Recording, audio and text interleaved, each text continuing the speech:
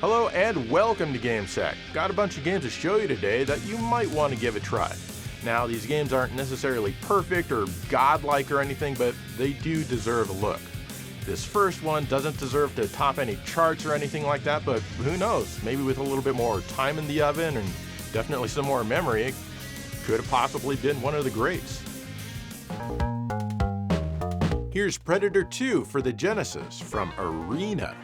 This one's an overhead run and gun based on the movie, which I feel is also a bit overlooked. I'll be the first to admit that this game is kind of sloppy. Sloppy or not though, it's still pretty fun, if a bit short. You play as Danny Glover himself, who runs around blowing bad guys away. They all drop drugs, which you then collect for later. The gang wars in LA are out of control as there is no shortage of bad guys to snuff out, and they of course all want you dead as well. Scattered about each level are a bunch of hostages that need to be rescued. All you need to do to guarantee their freedom is simply touch them. An arrow will often point to where they are, and you'll hear them when you're close. You have to rescue a certain amount of them to clear the level. After that, you go to the exit. Just like Sega's Alien Syndrome. Go to the exit. You'll often see the Predator's targeting reticle moving around the screen. He's hunting the hostages, and he's always trying to do this if they're around.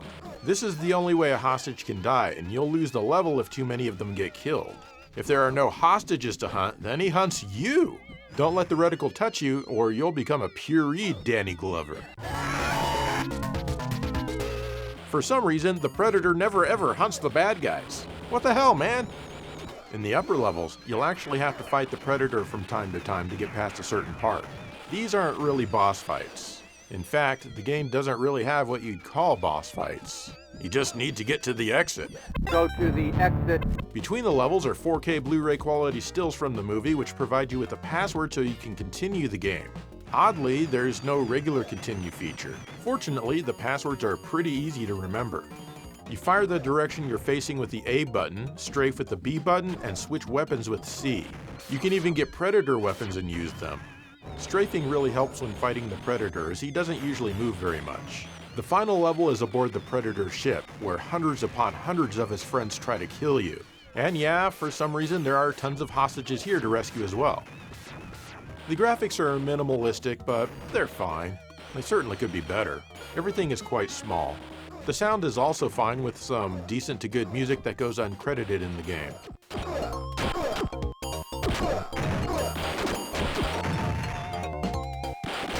This is a short but fun romp that can get pretty crazy at times with all the chaos and confusion, but it's still worth playing through occasionally. Don't dismiss it because of the movie license, and check out the movie as well.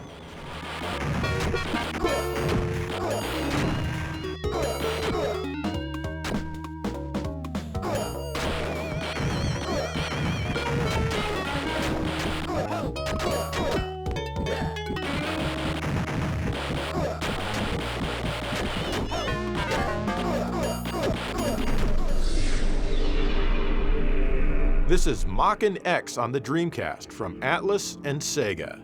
This is a first-person hack-and-slash game. I'm not going to try to explain the story. It's extremely bizarre and basically just what you'd expect from something that has the Atlus label on it. But basically you're an artificial life form that looks like this. Pretty awesome! You control various characters throughout your adventure by brainjacking them. Each of them will level up individually over time. They each have their own unique weapon as well. You can lock onto enemies as you get near them, and this will display their life bar. I like that. You can block many of their attacks by holding down. The control is decent for the time. The game would greatly benefit from dual analog controls and a wider field of view. At least the game runs at 60 frames per second though. Between each stage you get to enjoy the story, and there's a lot of it. The voice acting is about the quality you'd expect in a low-budget title from Atlus. I love how the characters' mouths don't move when they speak. Father, can I take a closer look? Sure, go ahead. The game is interesting though, and you should check it out. That is, unless you don't like being bossed around by mid-tier YouTubers.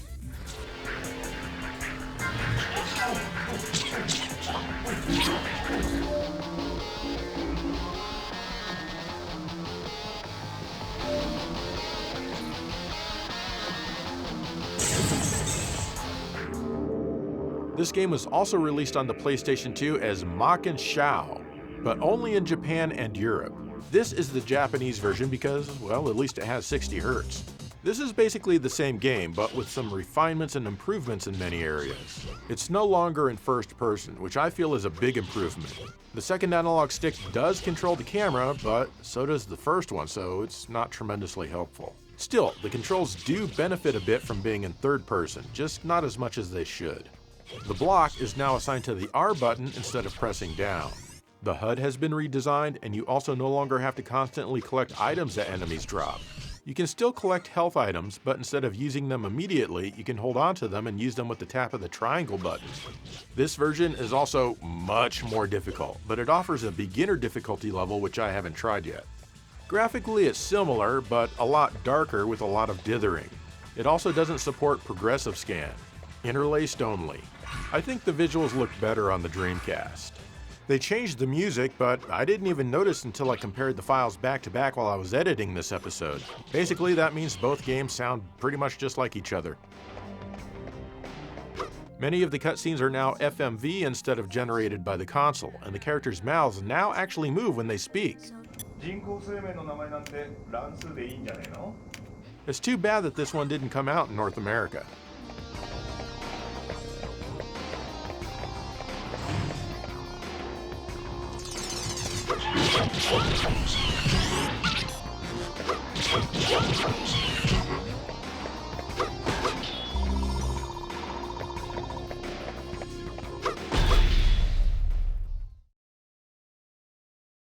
Nintendo seems to have all but given up on this next franchise, but I'm always hoping for a new entry.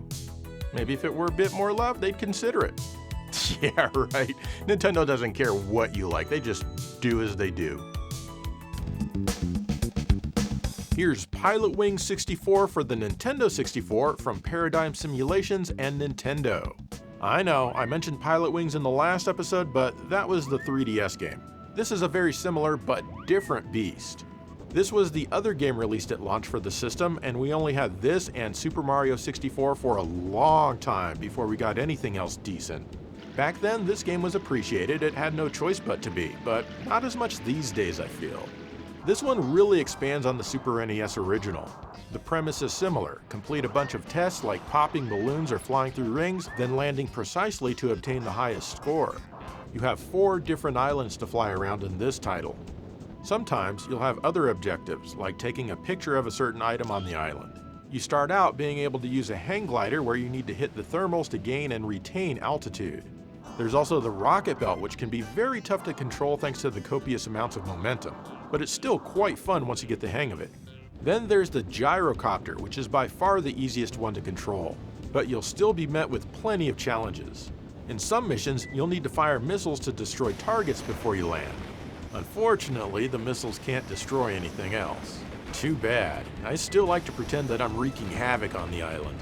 Eventually, you'll unlock Birdman. Here, you can choose to fly around any of the 4 islands and even choose your time of day.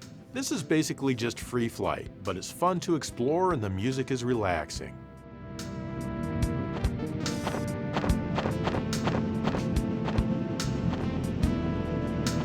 There's also skydiving, which is similar to the original game. Only here, you need to match up with the other people to make formations. After you make it through the clouds, you can pull your chute and try to land accurately. This part controls just like it does on the Super Nintendo.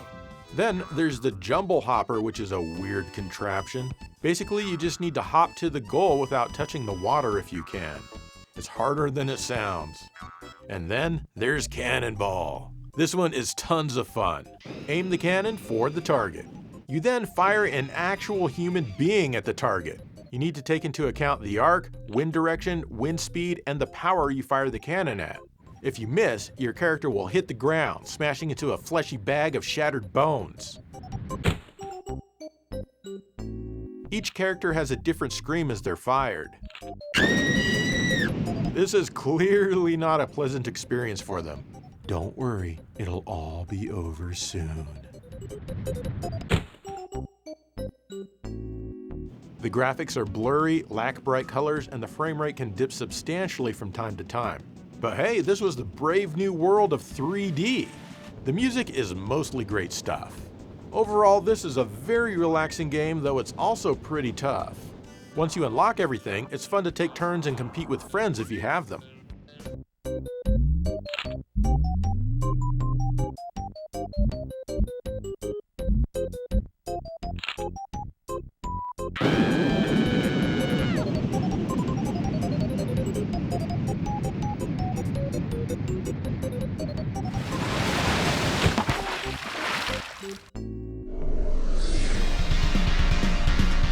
Here's Ninja Commando on the Neo Geo from Alpha Denshi.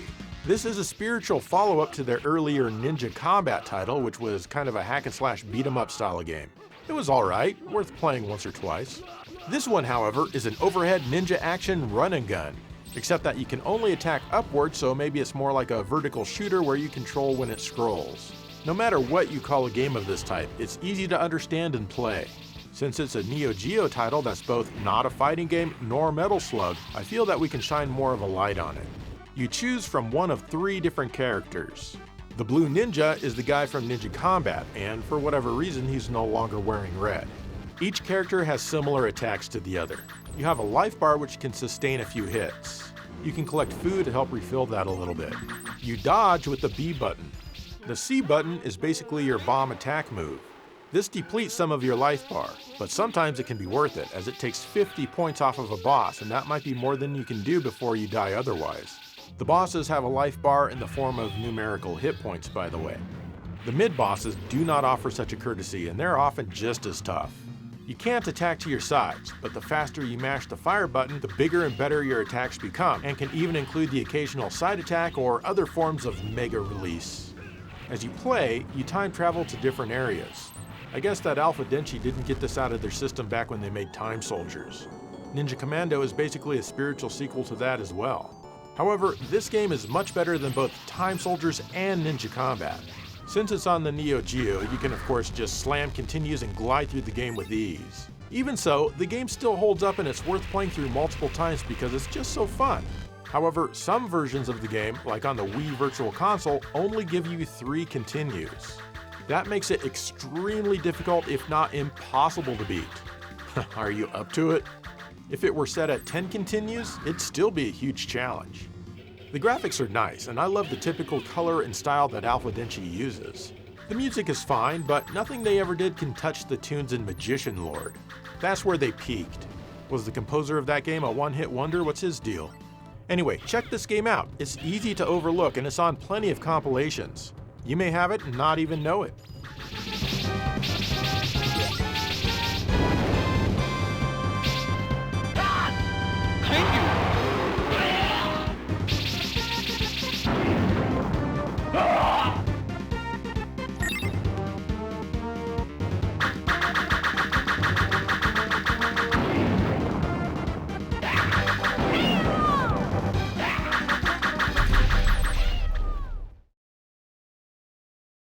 The Guardian Legend on the NES flew under the radar just like most third-party titles that weren't from the likes of Konami, Capcom, or Data East did. So let's give it some attention.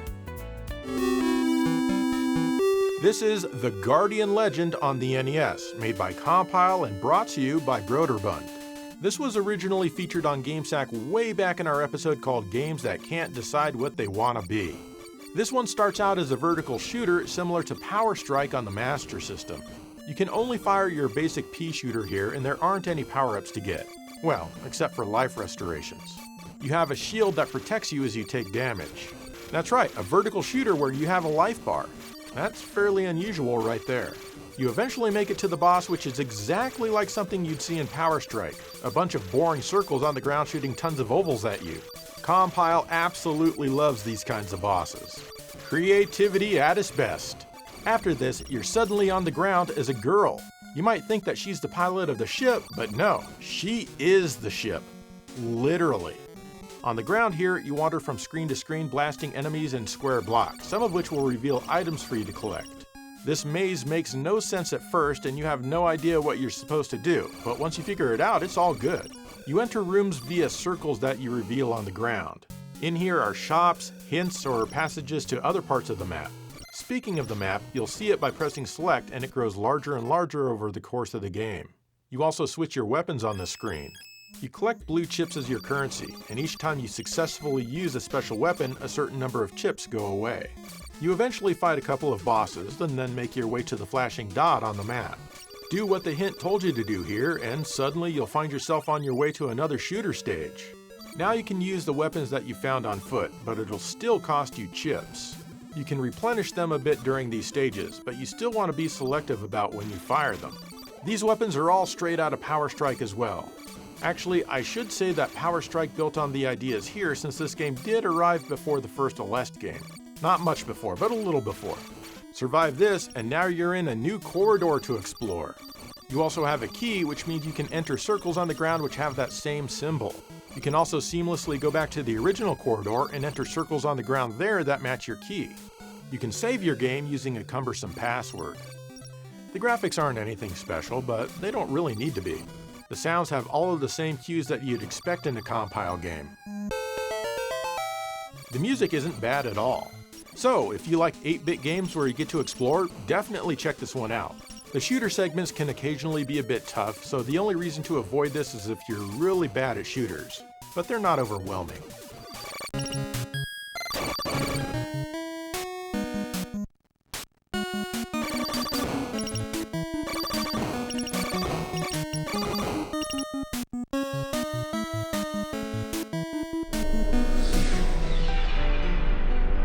Here's BloodRayne Betrayal on the Xbox 360 from WayForward. It's also available on the PlayStation 3 and PC. This is a 2D single-plane beat-em-up in the hack-and-slash style. Nobody ever mentions this one. They only talk about the 3D BloodRayne games. So, you're BloodRayne, a vampire. Well, I guess her name is just Rain, but that's kind of boring. Your goal is to make it to the end of each stage and then eventually beat the game. That's easier said than done because this one puts up quite a fight, but once you get used to it, it becomes manageable. You hack everything up with your blades, and naturally each enemy takes multiple hits to dispose of for good. You also have a gun that you can fire as long as you have bullets. There are many other moves that you can do, and the game will force you to do each of them at certain points. The control is very momentum based. That means you don't stop right away when you want to. WayForward knew this, and they put these damn enemies everywhere, making them easy to run into. Thanks, guys! Your health depletes when you take damage, of course, or are exposed to rays from the sun. You can replenish your life at almost any time by stunning an enemy and then sucking their blood. This can sometimes be tough to do if the screen has tons of other enemies trying to hurt you. You can also grab evil mosquitoes mid-air and suck their blood for a little help. These guys hover around a lot. The stages are all extremely long, but fortunately there are a lot of checkpoints. At the end of some levels, you'll encounter a boss fight. These are usually chaotic at first until you figure out what the hell is actually going on. But take heart, it's not as crazy as it looks. I don't feel that the game is overly difficult, but the momentum-based and floaty controls can sometimes make it seem frustrating. But that doesn't last long, as you'll get past whatever's troubling you in a short amount of time. The visuals in this game are quite good. It reminds me of the Contra game called Hardcore Uprising. I really have no criticisms about the graphics. I love this game's visual style. The music is pretty good too and fits the game quite well, though I do wish there were more of it.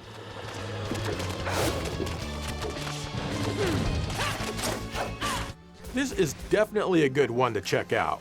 However, you might do better playing the 4K remastered version called Fresh Bites on something like the PlayStation 5.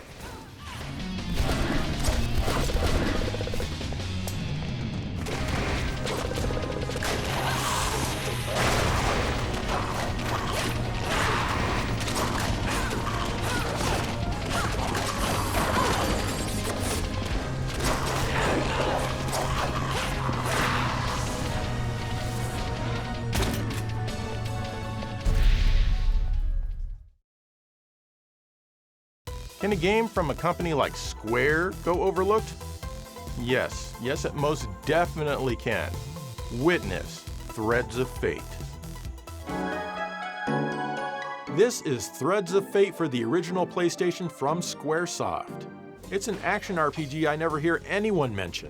At the beginning, you can choose to play as one of two characters. This guy, Rue, saw his woman get killed by this weird dude, and now he's looking for a relic to revive her. As Rue fights enemies, he collects coins, and if he has a coin, he can transform into the creature who dropped it. You'll often need to do this to get past environmental hazards. Not only that, but many enemies are much easier to defeat if you transform into something that can more easily harm them. You can only hold 5 different coins at a time. You have a hub world where you shop, talk to NPCs, save your game, and all that stuff. The in-game text is huge. You can read the dialogue from the space station. The control could use some work. You jump with the circle button and attack with X and triangle. You hold square to transform.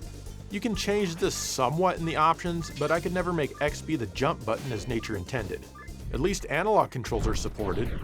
If you choose to play as Mint, you'll get a story of a spoiled princess who is banished from inheriting the throne. So she's off on a quest to prove everyone else is wrong, and then eventually conquer the world. Mint can't transform, but instead she uses different types of magic. You can select these by holding the square button. The two characters' stories intersect from time to time. They share the same hub world and play the same stages, but obviously each character has obstacles and puzzles tailored to their abilities. The game is very lighthearted, it doesn't take itself too seriously, and is quite enjoyable to play. The graphics are sharp for the PlayStation and feature some great color. The music is a high point of the game, very well produced, and most of it is fun to listen to. So, give this one a go, any way you can.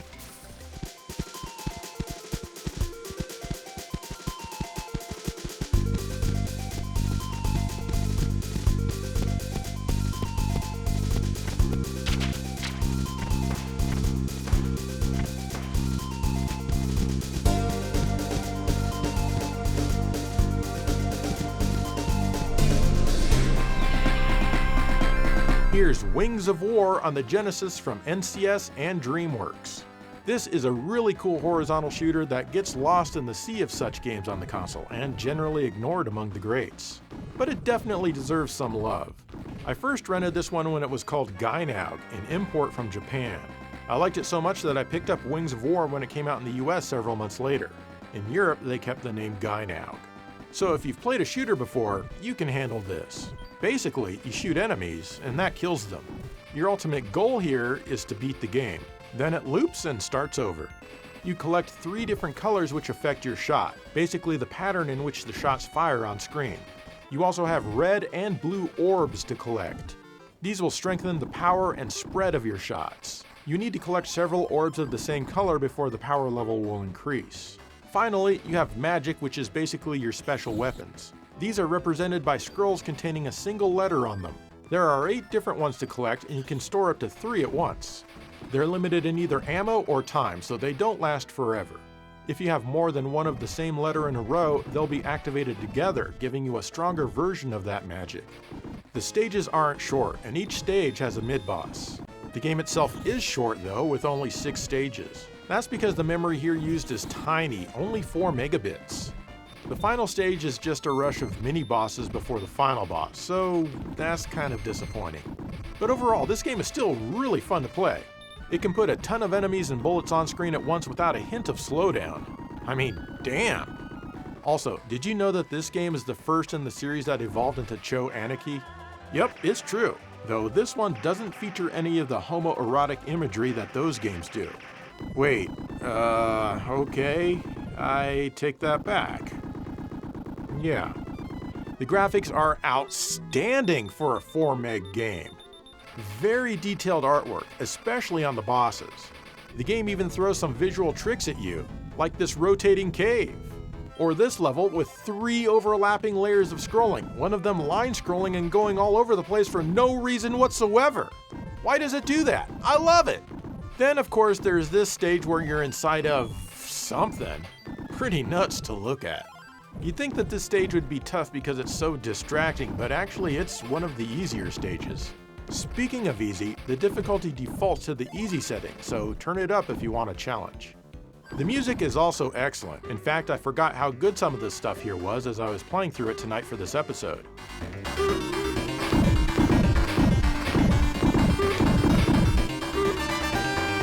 The music in each stage will change after you defeat the mid-boss. That's pretty cool. While this certainly isn't the best shooter on the Genesis, it's still a good one, so be sure to give it a chance.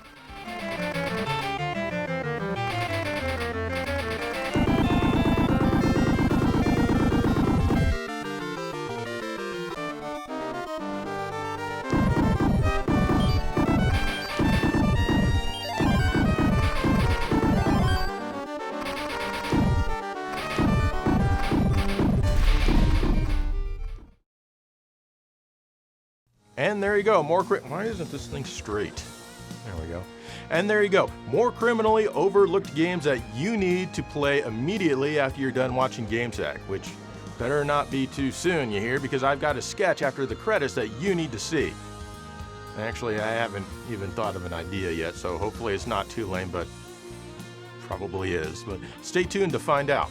So what are some games that you feel are criminally overlooked? Let me know down below. I'll be looking for your comment. In the meantime, thank you for watching GameSack.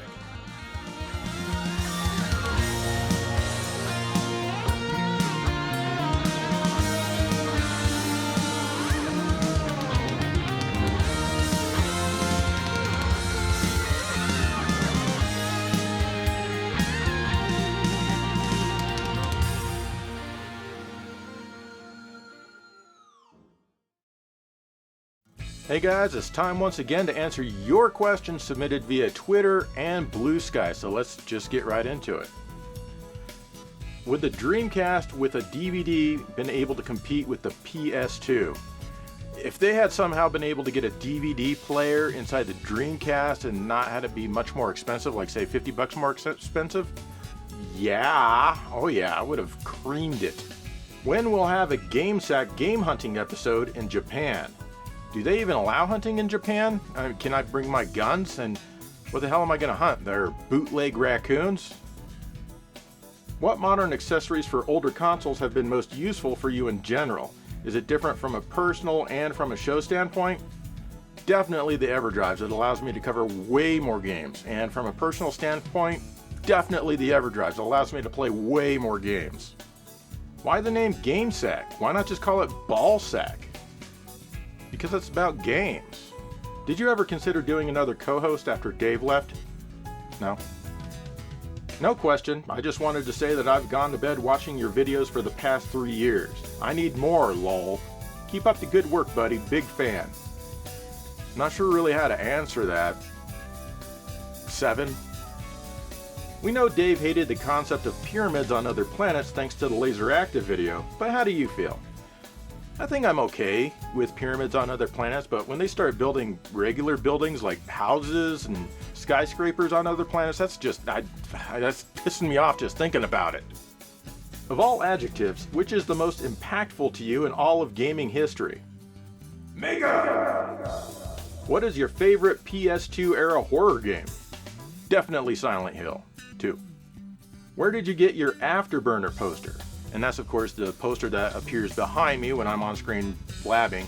I actually got that from a Sega Challenge newsletter, which you see on screen right now, assuming I remember to edit it in. It took like 8 to 10 weeks or something to show up, but it was pretty cheap. What are your thoughts on movie studios going back to analog film? Well, I love film, but I think these days directors are doing that just to say, hey, look at me, I'm shooting on film, I'm so great, yay! Technical question about the channel I've always wondered. Are you green screened in your videos? Yes, however, right now I am not. Also, are the games running on your TV in the background digitally added later, or are they really running on the TV? They're added later. Thanks a lot. Love your content. Thanks. What measures do you have to protect against catastrophic flooding or weather with your large game collection and related paraphernalia? Is it worth it? Well, I extended the gutters so that the water goes further away from my house when it rains, and I also built a slope in the backyard so that it slopes downwards instead of back into the basement. Yes, it's worth it. Has anyone who has worked on Green Dog ever contacted you? I think they've all probably died by now. What's your dream core for Mr. FPGA? Gotta be honest, I don't really think about the Mr. very much. Why are you the way you are? My wife asks me that a lot. Nobody knows. When are you doing every treasure game video, and it better be an hour long? Actually, I've been thinking about doing a treasure video for a few years now, and I'll get to it eventually. As for it being an hour long, I don't know. I can't guarantee that. It'll be as long as it ends up being. Is there a game, series, system, or genre you have specifically been avoiding making videos for? Yeah, probably quite a lot, mainly because I don't know much about the games or the genre, like Monster Hunter stuff. I can't get into it, so I don't feel I'd be able to represent it very well. A lot of stuff like that. Alright, last one. Has making GameSack ever ruined your ability to just enjoy games for fun? And if so, do you ever resent the show for that? Good question. And the answer is, nah, I still enjoy games for fun. I think the hardest part, though, is building up my motivation to actually go play the games. And that's especially true for modern consoles because there's so much of that downloading and installing and updating, and it just takes forever to actually get into the game. But once I'm actually playing, nah, I'm having a blast. Do I resent the show for that? I think it has an effect on my motivation to play the games, but no, I resent the show because it's just slop entertainment. Anyway, thanks for sticking around for this Q&A session.